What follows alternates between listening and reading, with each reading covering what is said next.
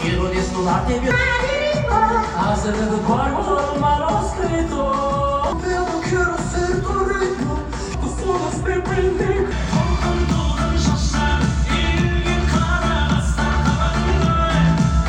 Менің Алтын ағам Тұрсынбек Қабаловтың өнер айдындағы 25 жылдық есеп беру концертіне қош келдіңіздер.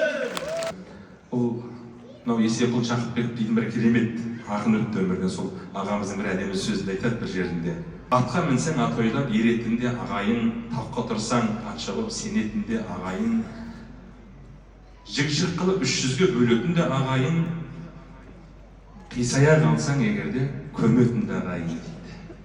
Ол шын мәнінде кейде отырамыз да осы халық ерімізге шыққан шық біле көріп қояды, соған алаңдайды. Неден жергенде екені деп қиналады.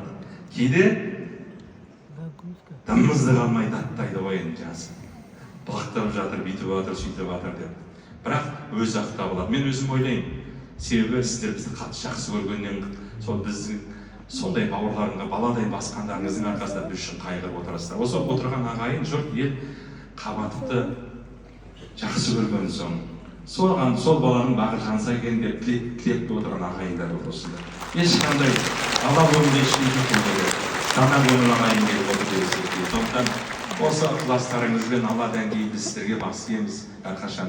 Кенен Әзірбаев деген атамыз әдемі айтқан, біз бір жетім қозымыз, әр қойдың желінен бір еметін дейді. Біз өнердің адамдары сондаймыз. Бізді асырап бабатқан ол қалың ел қазақ. Егер үстімізге бір бүтін көйлек кисек, түзу аяқ киім кисек, ол сіздердің арқаларыңыз. Сондықтан мен қай жерде жүрсем де осы өнер адамдарының атынан тек сіздерге алғыс айтамын. Сіздердің арқаларыңыздың жадырап жүргендеріңіз. Сондықтан осындай Тұрсынбектей азаматтарыңызды әрқашан қолдау көрсетіп жүріңіздер. Жалғыз Тұрсынбек емес, жалпы өнер адамдарына. Осылай көрерменім бар, мен бақыттымын.